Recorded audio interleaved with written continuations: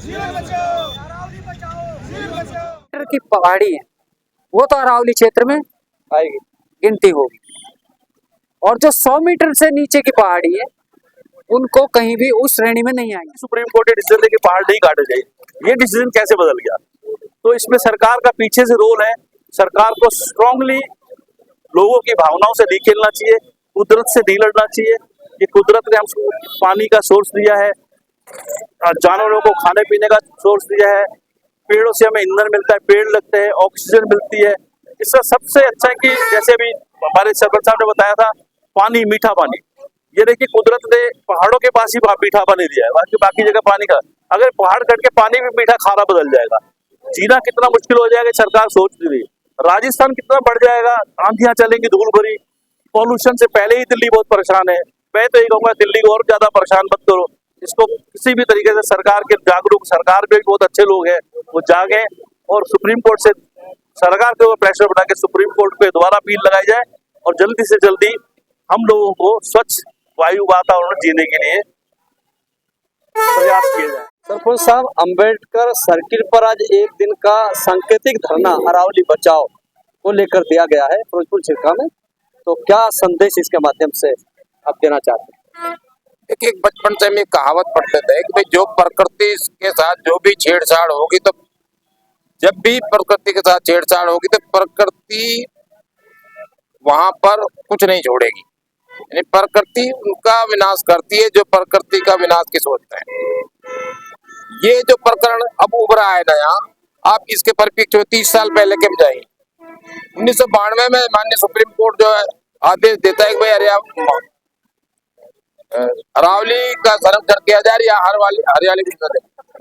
जब सरकार के पास पर्याप्त धनराशि नहीं थी तो फिर 758 करोड़ रुपए का वर्ल्ड बैंक से पैसा लिया था और उस कर्जदारी को लेकर भी पर्यावरण को सुधारने के लिए, हरियाली को बढ़ाने और बचाने के लिए इस अरावली में सब कुछ किया गया था। पौधे, पेड़ पौधे लगे थे और तरीके से, और यहाँ तक दीवारी श्रृंखला लगी थी। एक पेड़ काटने पर भी जो है मैंने मुकदमे पढ़ते देखे।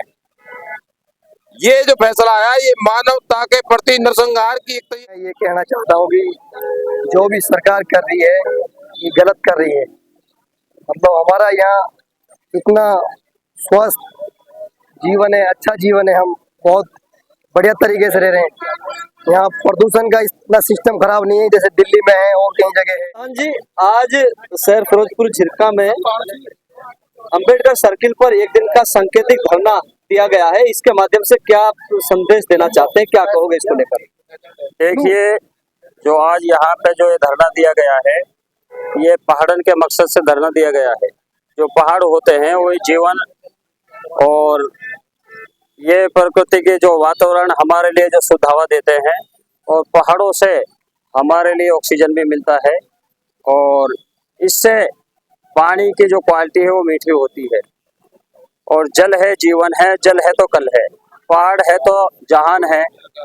जो हमारे जो पहाड़ हैं, मेरी माननीय हमारे देश के जो प्रधानमंत्री है उससे मेरी गुजारिश है कि इस पे पुनर्विचार किया जाए और इसको पहाड़ों को बचाया जाए, ताकि पहाड़ बचेंगे तो जीवन बचेगा, जीवन बचेंगे तो ये हमारा देश बचेगा।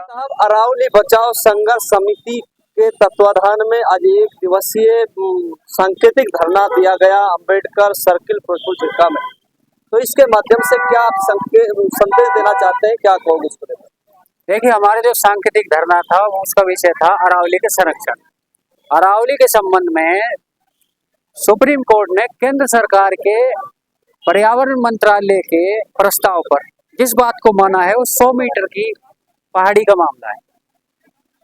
नए प्रस्ताव का प्रावधान क्या है कि जो 100 मीटर की पहाड़ी है वो तो अरावली क्षेत्र में आएगी, गिनती होगी, और जो 100 मीटर से नीचे की पहाड़ी है उनको कहीं भी उस श्रेणी में नहीं आएंगे। यानी कि उसमें कहीं भी कोई भी एक्टिविटी की जा सकती है, चाहे वो खनन में इस्तेमाल हो या फैक्ट्री खोले या सीमेंट की फैक्ट्री लगे, वो किसी भी गतिविधि में इस्तेमाल की जा सकती है। हमारा विरोध ये है कि सरकार इस परिभाषा को, इस प्रस्ताव को बदले। हमने इसीलिए आज सांकेतिक धरना दिया है कि हमें लग रहा है कि अरावली को खतरा हो रहा है। इस खतरे को भांपते हुए, इस खतरे को महसूस करते हुए अरावली के संरक्षण में आज ही एक दिवसीय धरना दिया है। मैं आपको बता देता हूँ कि जिस पैमाने को सरकार लेकर आई है, जिस प्रस्ताव को सरकार ने सुप्रीम कोर्ट में दिया है, वो एक ऐसी भौगोलिक स्थिति है इस पहाड़ की। ये भूगोल कुदरत ने तय किया है, मैं पहले भी आपको बता चुका हूँ। ये भूगोल कुदरत ने तय किया है, कोई सरकार के बैठे लोग इस भूगोल को तय नहीं करेंगे। हजारों करोड़ों साल से ये पर्वतमालाएं हैं, इनके नेचर से छेड़छाड़ नहीं होनी चाहिए। ये कुदरत की बनाई हुई चीजें हैं जिनसे इंसान फायदा उठा रहे हैं, जीव जंतु रह रहे हैं। मेरा सरकार से, आपके मार्फत से, आपके माध्यम से यही निवेदन है कि सरकार इस संबंध में जो भी प्रस्ताव है उसको वापसी ले और अरावली को संरक्षण दे। अगर सरकार ने पुनर्विचार अगर नहीं किया और इसको अगर लागू किया तो अगली रणनीति क्या होगी? देखिए, दिल्ली से लेकर गुजरात तक ये अरावली का बहुत बड़ा रकबा है, जिसकी लंबाई करीब करीब 8,800 किलोमीटर है। तो गुजरात में, राजस्थान में और हरियाणा में इसके लेकर विरोध प्रदर्शन हो रहे हैं। राजस्थान में बड़े स्तर पर इसको प्रदर्शन हो रहे हैं, लोग पैदल यात्रा चल रहे हैं। अब रही बात आप जो कह रहे हैं कि सरकार ने नहीं माना, देखिए हम लोग अहिंसावादी लोग हैं। हम लोग बाबा साहब अम्बेडकर की प्रतिमा के नीचे हमने संवैधानिक तरीके से अपना धरना दिया है।